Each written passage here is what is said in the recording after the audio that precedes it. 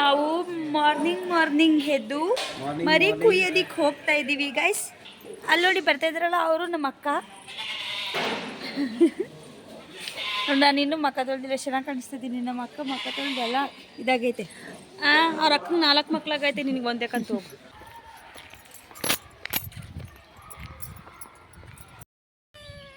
ಯಶಿಕನು ಶರಾರ ಹಾಕೋಳೆ, ನಮ್ಮ ಸಿಹಿನೂ ಶರಾರ ಹಾಕೋಳೆ. ಯಾಕೆ ಕಿವಿಗ ಮೂಸಿದ್ಯಾ?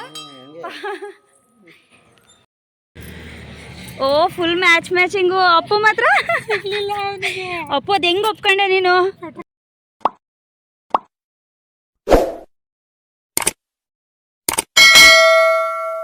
Hi hello, welcome back to my new vlog.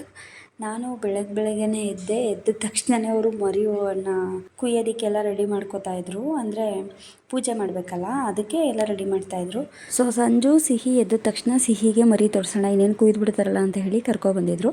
ನಾನು ಸಿಹಿಗೆ ಚಳಿ ಇತ್ತಲ್ಲ ಅಂತ ಹೇಳಿ ಸ್ವೆಟರು ಮತ್ತು ಟೋಪಿ ಎಲ್ಲನೂ ಕೂಡ ಹಾಕಿದ್ದೆ, ತಗೊಬಂದಿದ್ದೆ ನಾನು ಒಂದು ಪೇರ್ ಇರಲಿ ಅಂತ ಹೇಳಿ.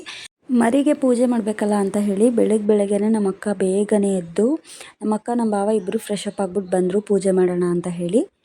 ಹಾಗಾಗಿ ಅವರು ಪೂಜೆ ಮಾಡಿ ಮರಿ ಒಪ್ಪಿಗೆ ತೊಗೊಂಡು ಆಮೇಲೆ ಮರಿ ಕುಯ್ದು ಅಡುಗೆ ಮಾಡೋದು. ಅವ್ರು ಅಡುಗೆ ಎಲ್ಲ ರೆಡಿ ಮಾಡ್ಕೊತಾ ಇರ್ತಾರೆ ಇವಾಗಲೇ.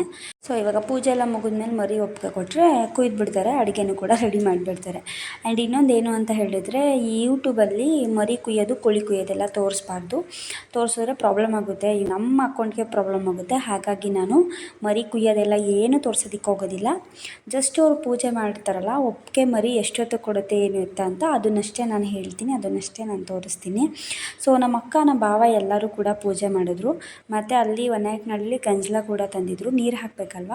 ಸೊ ಹಾಗಾಗಿ ಅವರು ಗಂಜಲನೇ ಹಾಕ್ತಾಯಿದ್ರು, ಅಂದರೆ ಅದು ದೇವ್ರದೇ ಅಲ್ವಾ. ಹಾಗಾಗಿ ಇದರಲ್ಲಿ ಒಂದು ಮರಿ ಮಾತ್ರ ಬೇಗನೆ ಒಪ್ಪಿಗೆ ಕೊಡುತ್ತೆ, ಬಟ್ ಇನ್ನೊಂದು ಮರಿ ಅದು ಹ್ಞೂ ಅಂತ ಅನ್ನೋದೇ ಇಲ್ಲ. ಅಂದರೆ ಹಿಂಗೆ ಕತ್ತಲಾಡಿಸ್ಬೇಕು, ಅದು ಒಪ್ಪಿಗೆ ಕೊಡುತ್ತೆ ಅಂದರೆ ಕತ್ತಲಾಡಿಸೋದು. ಸೊ ಒಂದು ಮರಿ ಬೇಗ ಅಲ್ಲಾಡಿಸುತ್ತೆ, ಇನ್ನೊಂದು ಮರಿ ಅಲ್ಲಾಡಿಸೋದೇ ಇಲ್ಲ. ಸೊ ಇವೆರಡು ಮರಿನೂ ಒಟ್ಟಿಗೆ ಬೆಳೆದಿರೋದು ಅಂತ ಅನಿಸುತ್ತೆ. ಒಂದು ಮರಿ ಒಪ್ಪಿಗೆ ಕೊಟ್ಟ ತಕ್ಷಣ ಅದು ತೊಗೊಂಡೋಗಿ ಬೇರೆ ಕಡೆ ಕಟ್ಬಿಡ್ತಾರೆ. ಆಗ ಇನ್ನೊಂದು ಮರಿ ಒಪ್ಪಿಗೆ ಕೊಡೋದೇ ಇಲ್ಲ, ಕತ್ತೆ ಅಲ್ಲಾಡಿಸೋದಿಲ್ಲ ಅದು. ಯಾಕಂದರೆ ಅದೇ ತನ್ನ ಜೊತೆ ಇರೋದನ್ನು ಬೇರೆ ಸೈಡ್ ಕಟ್ಟಿದ್ದೀವಿ ಅಂತ ಹೇಳಿ ಅದ್ರ ಫುಲ್ ಕಾನ್ಸಂಟ್ರೇಟ್ ಎಲ್ಲ ಆ ಸೈಡೇ ಇರುತ್ತೆ, ಒಂದು ಚೂರು ಕತ್ತು ಅಲ್ಲಾಡಿಸೋದೇ ಇಲ್ಲ ಅದು. ಆಮೇಲೆ ಇವ್ರುಗಳೆಲ್ಲ ಅಲ್ಲಾಡಿಸ್ತಾ ಇಲ್ಲ, ಕತ್ತು ಅಲ್ಲಾಡಿಸ್ತಾ ಇಲ್ಲ ಅಂತ ಹೇಳಿ ಪೂಜೆ ಎಲ್ಲ ಮತ್ತೆ ಸ್ಟಾರ್ಟ್ ಮಾಡ್ತಾರೆ. ಅಂದರೆ ಏನಾದರೂ ತಪ್ಪಾಗಿದೆಯಾ ಅಂತ ಹೇಳಿ ಕಾಣಿಕೆ ಕಟ್ಟಿ ಪೂಜೆ ಮಾಡೋದಕ್ಕೆಲ್ಲ. ಆದರೂ ಕೂಡ ಅದು ಮರಿ ಒದ್ರಲ್ಲ. ಆಮೇಲೆ ಅದ್ರ ಜೊತೆ ಮರಿ ಇದೆಯಲ್ಲ ಅದನ್ನು ತಂದು ಪಕ್ಕಕ್ಕೆ ಕಟ್ಟಿದ ತಕ್ಷಣ ಮರಿ ಒದರುತ್ತೆ. ಸೊ ಇವಾಗ 2 ಮರಿನೂ ಕಂಪ್ಲೀಟಾಗಿ ಒದ್ರಾಯಿತು. ಅದಕ್ಕೆ ಮರಿ ಕುಯ್ಯೋದಕ್ಕೆ ಅಂತೇಳಿ ಕರ್ಕೊಂಡು ಹೋಗ್ತಾ ಇದ್ದಾರೆ. ಸಂಜು ಕರ್ಕೊಂಡು ಹೋಗ್ತಿದ್ದ, ಹಾಗಾಗಿ ಸಂಜು ಜೊತೆ ನಾನು ಹೋಗ್ತಾ ಇದ್ದೀನಿ ಸಿಹಿನ ಕರ್ಕೊಂಡು.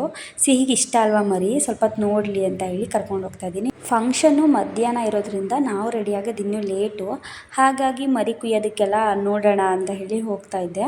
ನಮ್ಮ ಅಕ್ಕನೂ ಕೂಡ ಬರ್ತಾ ಇದ್ದಾಳೆ, ಅದಕ್ಕೆ ನಮ್ಮ ಅಕ್ಕಂಗೆ ಏನೋ ರೇಗಿಸ್ಬಿಡ್ತೀನಿ ನಾನು, ಅದಕ್ಕೆ ಅವಳು ಏನೇನೋ ಹೇಳ್ತಾ ಇರ್ತಾಳೆ. ಫುಲ್ ಕ್ವಾಟ್ಲೆ. ನಮ್ಮ ಅಕ್ಕನ ಜೊತೆ ಇದ್ದಾಗ ಅದು ಟೈಮೇ ಒಂಥರ ಚೆಂದ, ಚೆನ್ನಾಗಿರುತ್ತೆ ಆವತ್ತಿನ ಡೇ ಎಲ್ಲ.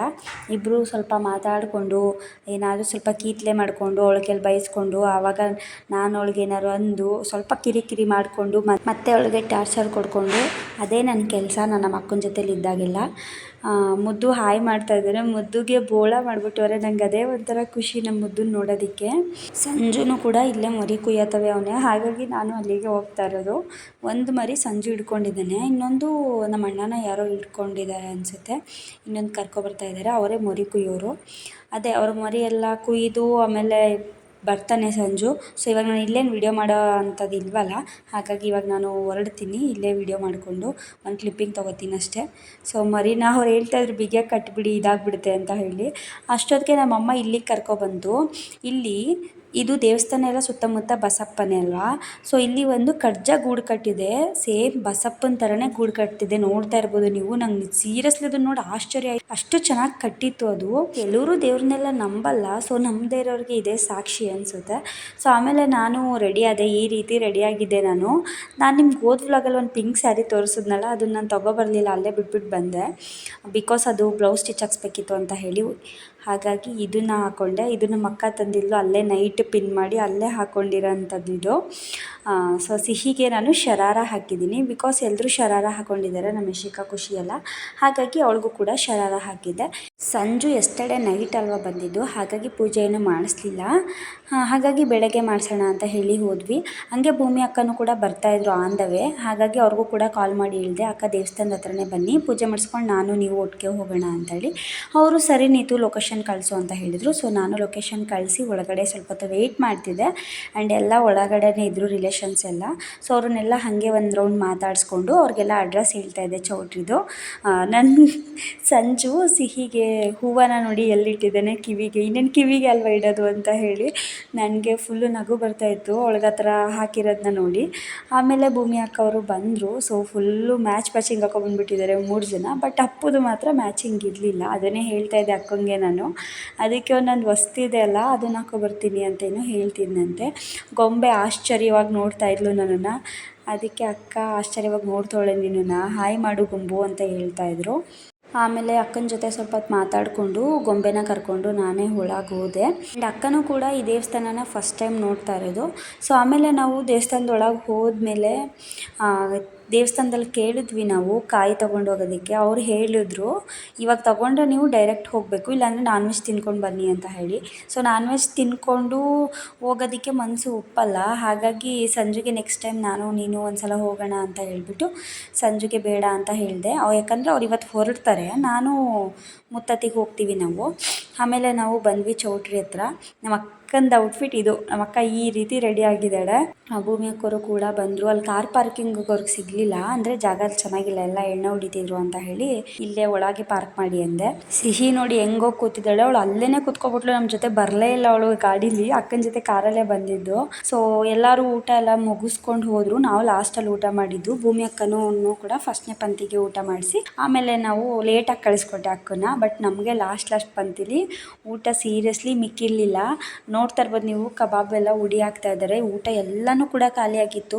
ಸೊ ಒಂದು ರೀತಿ ಈ ಥರ ಖರ್ಚು ಮಾಡಿ ಫಂಕ್ಷನ್ ಮಾಡಿದಾಗ ಊಟ ಎಲ್ಲ ಖಾಲಿ ಆದ್ರೇ ಮಾಡಿಸಿದವ್ರಿಗೆ ಸಮಾಧಾನ ಆಗೋದು. ಸೊ ಹಾಗಾಗಿ ನಮ್ಮ ಅಕ್ಕ ಅವ್ರಿಗೆಲ್ಲ ಫುಲ್ಲು ಖುಷಿ, ಯಾಕಂದರೆ ಅಷ್ಟು ಜನ ಬಂದಿದ್ದರು. ಕಂಪ್ಲೀಟ್ ಅವ್ರು ಏನು ಮಾಡಿಸಿದ್ರು ಎಲ್ಲ ಐಟಮ್ಸು ಕೂಡ ಖಾಲಿ, ಯಾವುದು ಕೂಡ ಮಿಕ್ಕಲಿಲ್ಲ. ಅದಾದಮೇಲೆ ಭೂಮಿ ಅಕ್ಕ ಅವರು ಹೊರಟ್ರು. ನಮ್ಮದು ಊಟ ಎಲ್ಲ ಆದಮೇಲೆ ಸಿಹಿನ ಅಕ್ಕನೇ ಎತ್ತು ನೋಡ್ಕೋತಾ ಇದ್ದಿದ್ದು.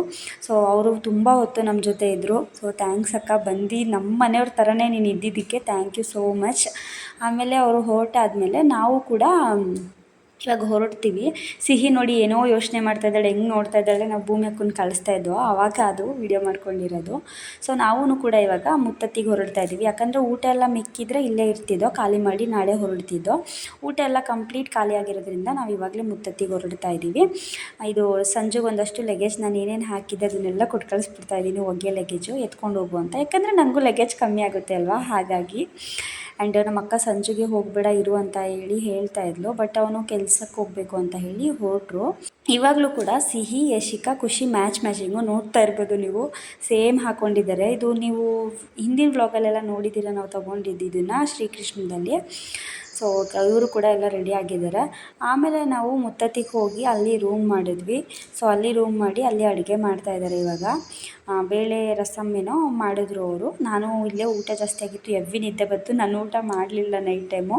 ಸೊ ಈ ರೂಮು ಮಾಡಿದ್ದು. ಲಾಸ್ಟ್ ಟೈಮು ಕೂಡ ಇದೇ ರೂಮ್ ಮಾಡಿದ್ರಂತೆ ಅವರು. ನಾನು ಜಾಸ್ತಿ ಕ್ಲಿಪ್ಪಿಂಗ್ ತೊಗೊಳ್ಳಿಲ್ಲ, ಸ್ವಲ್ಪನೇ ತೊಗೊಂಡಿದ್ದು. ಎಲ್ಲರೂ ತುಂಬ ಟಯರ್ಡ್ ಆಗಿದ್ರು, ಹಾಗಾಗಿ ಎಲ್ಲರೂ ಮಲಗಿದ್ರು. ಲಗೇಜ್ ಎಲ್ಲ ಒಂದು ಕಡೆ ಬಿಸಾಕ್ಬಿಟ್ಟು ನಮ್ಮ ಅಕ್ಕ ಪಾಪ ಅಡುಗೆದೆಲ್ಲ ಅದೇನೇನೋ ರೆಡಿ ಮಾಡ್ಕೋತಾ ಇದ್ಲು ನೋಡಿಕೊಂಡು. ನಮ್ಮಣ್ಣ ಅವನು ನಮ್ಮ ಆಂಟಿ ಮಗ, ಅವನು ಅದೇನೋ ಓಕೆ ಹೇಳು ಹಾಯ್ ಹೇಳು ಅಂತ ಹೇಳ್ತಾ ಇದ್ದ. ಒಂಥರ ಚೆಂದ ಈ ಥರ ಫ್ಯಾಮಿಲಿ ಜೊತೆ ಎಲ್ಲ ಟೈಮ್ ಸ್ಪೆಂಡ್ ಮಾಡಿದಾಗ. ಸೊ ಇವತ್ತಿನ ಡೇ ಇಷ್ಟೇ. ನಾನು ನೆಕ್ಸ್ಟ್ ಡೇಯಿಂದ ಕಂಟಿನ್ಯೂ ಮಾಡ್ತೀನಿ ವ್ಲಾಗ್ನ. So thank you for watching.